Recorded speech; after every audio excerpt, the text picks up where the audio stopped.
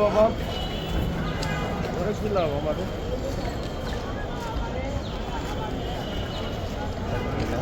দিয়ে করেননি। আজকে আপনার ভিডিও হবে। না থাকবে না।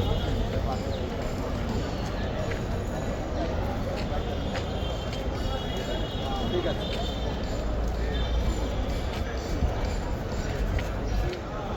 ভাই কি মামলা ছিল? ভিডিও করবেন না ভাই? কেন এসছেন, কেন এসছেন এবং কি বিষয়ে? না আমার বেশ কিছুদিন আগে আমার ছেলের ব্যবসায়িক লেনদেনের কারণে একটা মামলা হয়েছিল আটটা থেকে 26 তারিখ এবং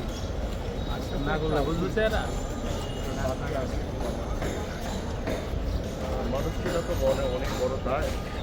আর আজকে আরেকটা ছোট কেসের মামলা, সেটাও করতে আসলাম।